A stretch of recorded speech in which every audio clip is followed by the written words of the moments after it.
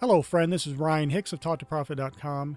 Now, my friend, before I get started, I want to remind you to go to my website, blessedaffirmations.com.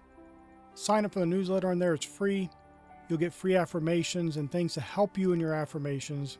It's completely free, but I want to help you in your affirmations, speaking forth the words of faith, speaking forth words that get results. And you can do that with these affirmations.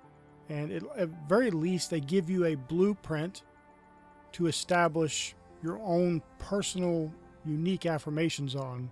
Although the affirmations I'm giving, most of them are based on Scripture. They're literal quotes from Scripture, reworded to put it into applying to us directly as you speak them in boldness. So make sure to go to blessedaffirmations.com today and sign up for the newsletter, and you'll be greatly blessed. And today I want to talk to you about making your affirmations more believable. One of the problems many people have with affirmations is when you tell them it should be present tense, their subconscious programming fights them on that.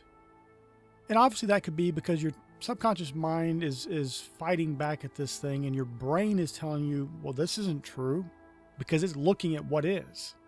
It's walking by sight. It's not faith-based. So one of the things that people can do is add something that your conscious mind believes to the affirmation. So for example, if someone's saying, I earn $1 million a year, or I make $1 million a year, or I get $1 million a year in income, or whatever, oftentimes just stating that isn't really believable to them. First thing, because their tangible reality, they don't see that result yet. But also because there's not something they associate with earning a large sum of money attached to it. So for example, maybe you could add this to that affirmation. So you say, I earn $1 million a year by providing great value to the world. I like to add these little things to my affirmations because, one, it's part of what I want. I don't want to just earn $1 million a year from the lottery or magical things like that. I want to actually provide value that earns a 10, 20, 30, 40 million a year, or whatever it may be. I want to have these things come from being someone who's providing value to the world, and that's the way things work. The world does not give you things just because you feel like you deserve it, or you should have it, or because you really want it a lot. God has not set up his universe that way. But you can believe by faith and get all the obstacles removed out of your way, or the ones that are there only push you to even greater success. They're to keep you from going down a wrong path. And so if you add something you can believe to the affirmation that is a stretch goal, it's something out there for the future that you're trying to put in the present tense, you're trying to make it positive, then that's something important you can do by adding something you believe to it. Also, it takes it out of this kind of materialistic worldview into a worldview where you're providing value, you're serving others, and because you're serving others better than everyone else, you're getting more money than everyone else. And this isn't just for you to consume upon your own lusts and to hoard everything up, but it's so you can do even more and be a greater blessing. And of course, experience great, good things in life, but also be the best blessing you could possibly be. And you can't do that if you're out on the street begging. You can't do that if you're depressed and not working every day, not putting forth effort. I don't mean you have to go to work or a job. It could be writing, it could be creating art, it could be doing something. That's actually what more likely what you should be doing, is doing something that is creating. So that way you can be more like your Creator. Since in Him is this creativity and uniqueness, you shouldn't be like everyone else who's just going through the motions, living a generic life, being a generic person, doing generic person things. You should be someone who's unique. And as the scripture talks about us, a peculiar people. When everybody else is talking about the weather or sports team or the news, you should be talking about uplifting, positive, unique things that other people aren't talking about. You should have unique takes on perspectives that are going on in the world that other people aren't talking about and aren't considering. And so you have to have a unique take on your affirmations as well.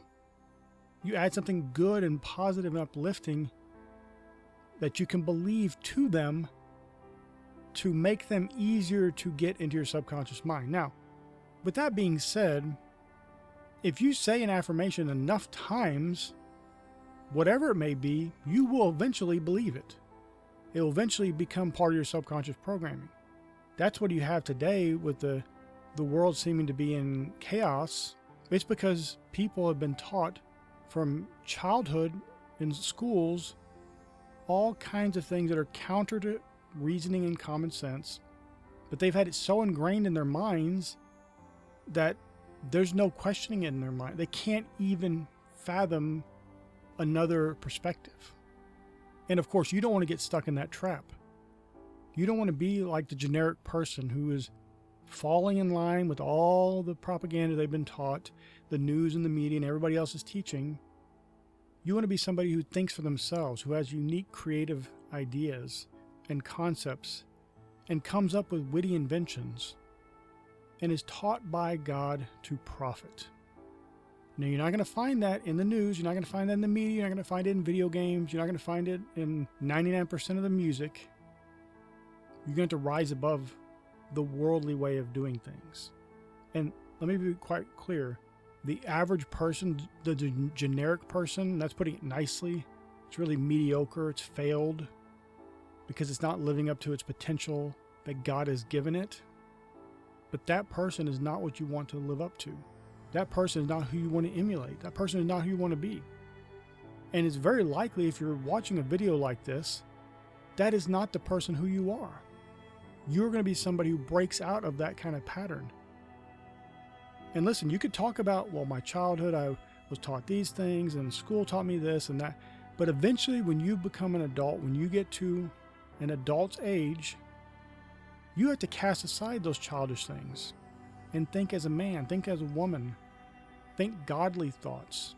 Those thoughts as mentioned in Philippians chapter 4, that are true, that are just, that are lovely, of good report, that are honest, that are pure, that are virtuous, that are praiseworthy. You think about those things. You can't go back to the past of blaming other people for what you were taught. Because at some point when you wake up each day, you have made a choice on how you're going to behave, how you're going to think, how you're going to live. And if you choose to go along with that old pattern that you've been given, that's a choice you made. You can blame everybody else in the past, blame your school, blame the government, blame the media and all that stuff. And that's all true, that there is a certain worldly doctrine being taught by all those agendas. But it's up to you whether you accept it or not. And if you don't, affirmations are a good way to help remove that programming. And technically the programming is not removed, it's just overridden. You keep working at it and focus on the positive. Your affirmations are pure, they're positive, they're present tense. They have something tangible that you believe attached within them. And you affirm, you confess, you declare, you decree a thing, and you see it be established unto you.